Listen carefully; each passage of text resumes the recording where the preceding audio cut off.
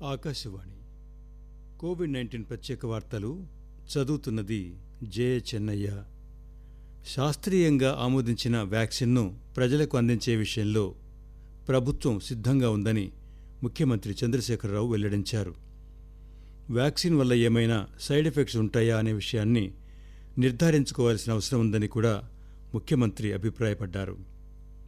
ప్రధానమంత్రి నరేంద్ర మోదీ ఈరోజు అన్ని రాష్ట్రాల ముఖ్యమంత్రులు, లెఫ్టినెంట్ గవర్నర్లతో వీడియో కాన్ఫరెన్స్ నిర్వహించారు.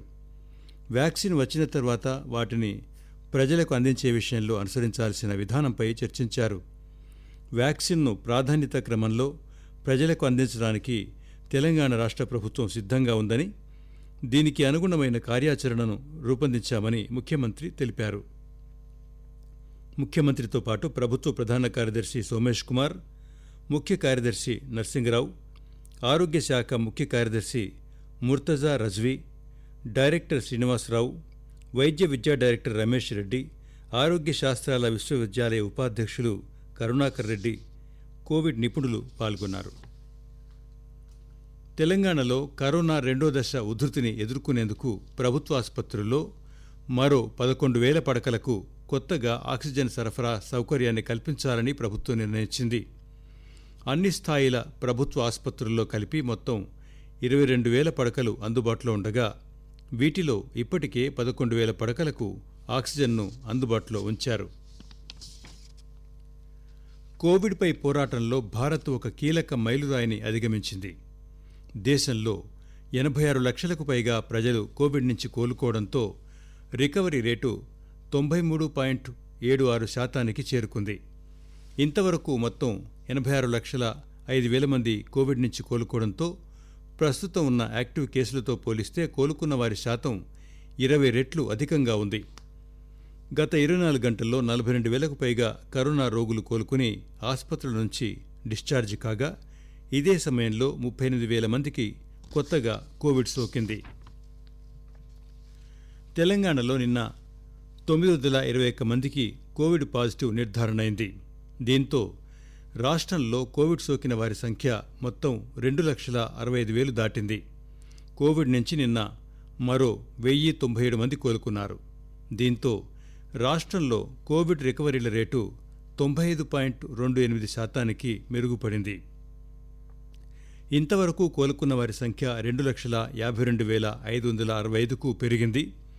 ప్రస్తుతం రాష్ట్రంలో 11,000కు పైగా యాక్టివ్ కేసులున్నాయి. ఇందులో 8,000 మందికి పైగా హోమ్ ఐసోలేషన్లో ఉన్నారు.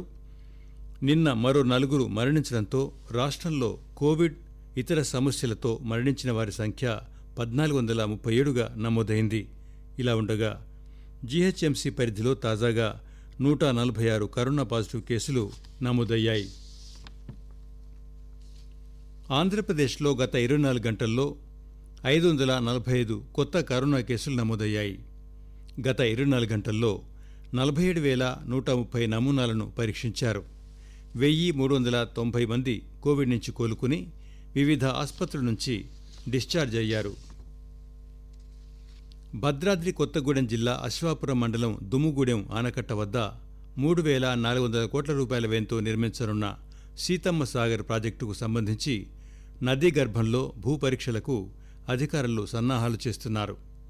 దుమ్ముగూడెం ఆనకట్ట దిగువ భాగంలో ఆనకట్టకు సమాంతరంగా ప్రభుత్వం సీతమ్మ సాగర్ పేరుతో బ్యారేజ్ను నిర్మిస్తోంది.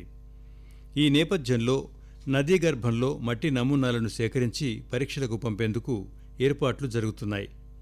ప్రస్తుతం గోదావరిలో నీటి ప్రవాహం తగ్గడంతో పనులకు ఏర్పాట్లు చేస్తున్నారు. ఇందుకోసం నదిలో బంటీలను నిర్మించారు. ప్రాజెక్టు నిర్మాణానికి భూసేకరణ ప్రక్రియ పూర్తి కావస్తోంది.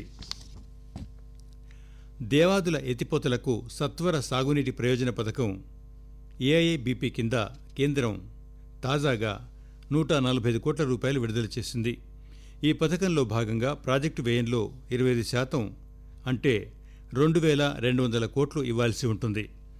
ఇప్పటి వరకు కేంద్రం ఈ భారీ ఎత్తిపోతల ప్రాజెక్టుకు 2,054 కోట్ల రూపాయలు ఇచ్చింది. ఇంకా 146 కోట్ల రూపాయలు విడుదల చేయాల్సి ఉంది. జె చొక్కారావు దేవాదుల ఎత్తిపోతల పథకం 2004లో ప్రారంభమైంది. ఆకాశవాణి కోవిడ్-19 ప్రత్యేక వార్తలు సమాప్తం.